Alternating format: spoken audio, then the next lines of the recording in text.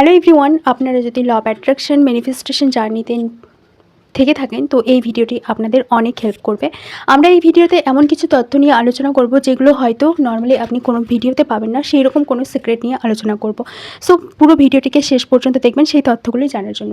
So dream লাইফে অনেক অনেক ওয়েলকাম। আশা করি সবাই ভালো আছেন, নিজেদের জীবনে অনেক অনেক মজাতে আছেন আর নিজেদের ম্যানিফেস্টেশন জার্নিতে ভালো কিছু করছেন। আজ আমরা জানবো যে নিজের ম্যানিফেস্টেশন জার্নিতে এমন কি করব যার জন্য আমাদের ম্যানিফেস্টেশন খুব তাড়াতাড়ি হবে অ্যান্ড আমরা উইথাউট এনি এফোর্ট, মানে মিনিমাম এফোর্টের সাহায্যে আমরা যে কোনো কিছু উইশ আমরা খুব সহজে পূরণ করতে পারি। আর আমাদের ম্যানিফেস্টেশন জার্নিতে এমন কী ভুল হচ্ছে যার জন্য আমাদের কারো ম্যানিফেস্টেশন হচ্ছে না। প্রথমত একটা কথা বলে রাখি যে যারা উইক, মানে মেন্টালি উইক, আমি ফিজিক্যালির কথা বলছি না, যারা মেন্টালি উইক তাদের জন্য ম্যানিফেস্টেশন না।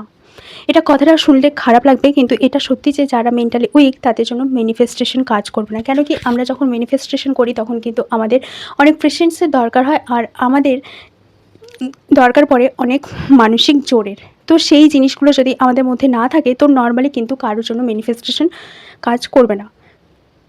সো আজকে আমরা জানবো এমন কি জিনিস যার জন্য আমাদের ম্যানিফেস্টেশন, যে একটা মাত্র জিনিস, সেই কোন জিনিসটা আমাদের ম্যানিফেস্টেশনকে দূরে করে আর কোন জিনিস, ওই জিনিসটাই আমাদের ম্যানিফেস্টেশনকে আমাদের কাছে নিয়ে আসে।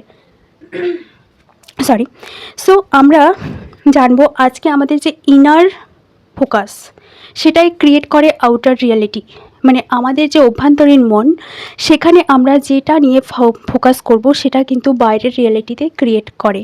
লাইক আমরা যে কোনো কিছু একটা উইশ, লাইক আমরা যে কোনো এসপি নিলাম, specific person means romantic relationship নিলাম। সো সেখানে কোনো একটা, এটা রিয়েল লাইফে একটা ঘটনাই শেয়ার করি। একটা মেয়ে আর একটা ছেলের অনেক দিন ধরে রিলেশনশিপ ছিল, মোটামুটি 5 থেকে 6 বছরের। বাট তাদের মধ্যে কোনো একটা আর্গুমেন্টের কারণে তাদের মধ্যে ডিস্টেন্স বেড়ে যায়, নো কন্ট্যাক্ট সিচুয়েশন ক্রিয়েট হয়। এবার মেয়েটা সেখানে ল অফ অ্যাট্রাকশন জানার পরে ইউজ করে, দিনের পর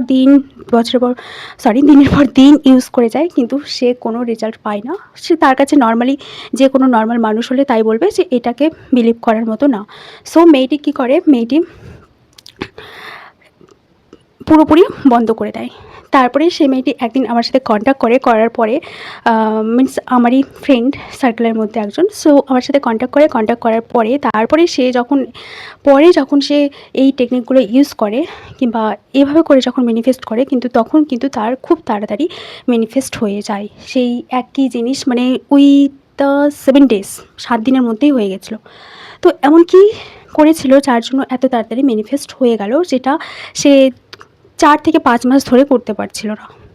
তো এমন সে কী করেছিল, সে যে টেকনিকগুলো করতো আগে, অ্যাফার্মেশন, গ্র্যাটিটিউড, রোবোটিক অ্যাফার্মেশন, অনেক কিছু টেকনিক করতো, অনেক কিছু রিচুয়াল করতো। বাট রিচুয়ালগুলো যে করতো সেগুলোর মধ্যে তার বিলিভ ছিল না। সে ডেসপারেট ওয়েতে করছিল, সে 3D বারবার চেক করছিল। এই কারণগুলো ছিল তার মেন রিজন ফেলিয়ারের। তো এই কারণগুলোর জন্য কিন্তু তার যে রিচুয়ালগুলো করছিল সেগুলো কিন্তু তার জন্য কার্যকর হচ্ছিল না। আর সেগুলো যদি হয়েও থাকে সেটা মাত্র খুব বেশি হলে একদিন, তারপরে কিন্তু আবার আগের অবস্থায়। সো এটাকে কিভাবে পার্মানেন্ট করব, অ্যান্ড এখানেই অনেকে ভুল করে, যারা স্টেশন জানে না তাদের জন্য তো একদম খুব ভালো বলতে গেলে। আর যারা জানে তারা জেনে শুনে যখন সে ভুলগুলো করে তারা একটা সার্কেলের মধ্যে না ফেসে থাকে, সেই সার্কেল থেকে তারা কিন্তু বেরোতে পারে না।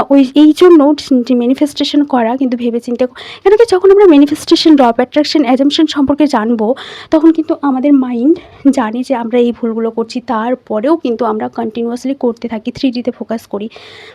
তো এই জিনিসগুলো করা যাবে না, ঠিক আছে?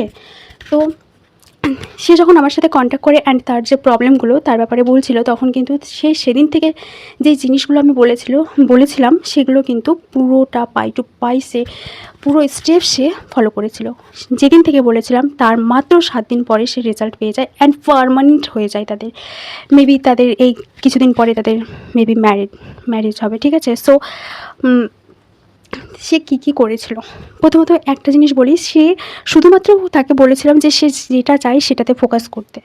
সেখানে আউটার যে রিয়েলিটি, আউটার যে এনভায়রনমেন্ট সেখান থেকে পুরো সরিয়ে শুধুমাত্র নিজের ওপর ফোকাস করো, নিজের ওপর ফোকাস করো আর নিজের রিয়েলিটি, যে ডিজায়ার রিয়েলিটি সেখানে ফোকাস করো। বাইরে যা কিছু হচ্ছে, যা কিছু সার্কামস্টেন্স ডাজ নট ম্যাটার, ওগুলো আমারই কোনো একদিনের ক্রিয়েশন। সেগুলোর রেসপন্সিবিলিটি সে যখন নিল সেই জিনিসগুলো, তখন কিন্তু সে বুঝতে পারলো যে সেই জিনিসগুলো তারই ক্রিয়েশন ছিল, হয়তো অজান্তে, বাট তারই ক্রিয়েশন ছিল।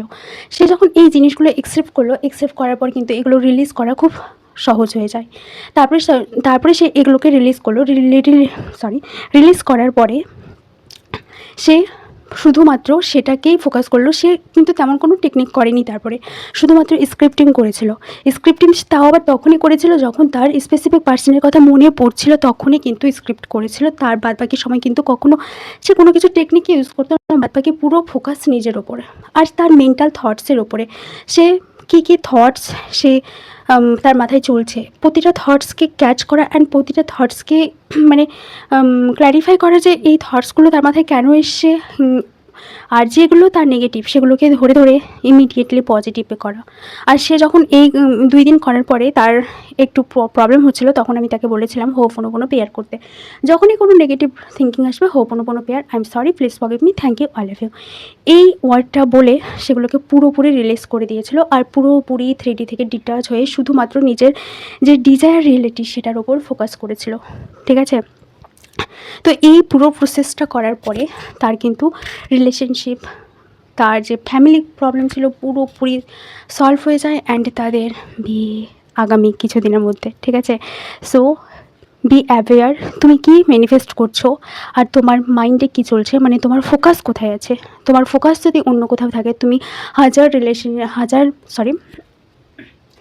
টেকনিক, হাজার রিচুয়াল ফলো করে নাও, কোনো কিছু কিন্তু তোমার জন্য কাজ করবে না। তো বি অ্যাওয়্যার, নিজে কি ভাবছো, নিজে কি থিঙ্কিং করছো, নিজে কি করছো, প্রতিটা জিনিসকে দেখো ভালো করে, আর ভালো করে জাজ করো যে এই জিনিসগুলো তোমার যে কোনো থিঙ্কিং যখন তোমার মাথায় আসছে, তখন এটাকে ভাবো যে এই থটসটা আমার ম্যানিফেস্টেশনের জন্য হার্মফুল না তো, এই জিনিসটা মাথায় আনো, ঠিক আছে।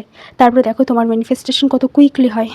আর এই রিলেশনশিপ রিগার্ডিং পুরো A to Z যদি কোনো কারো গাইডেন্সের দরকার পড়ে, সো আমাকে কমেন্টে জানাতে পারো। আর আমার সাথে কন্ট্যাক্ট করার জন্য টেলিগ্রামের লিঙ্ক আমার ডিসক্রিপশানে দেওয়া আছে, এই চ্যানেলের ডিসক্রিপশানে দেওয়া আছে, সেখান থেকে কন্ট্যাক্ট করতে পারো। সো আজকের জন্য এটুকু, দেখা হচ্ছে পরের ভিডিওতে। ভিডিওটি ভালো লাগলে অবশ্যই লাইক কমেন্ট সাবস্ক্রাইব করে যেও। আর এই টাইপস ভিডিও যদি তুমি আরও এরপরে কোন রিলেটেড ভিডিও তোমরা চাও, সেটাও নিচে কমেন্টের মাধ্যমে জানাতে পারো। আর যদি কারো কোনো কোয়ারি থাকে, সো সেটাও জানাতে পারো কমেন্টের মাধ্যমে। সবাইকে অনেক অনেক ধন্যবাদ।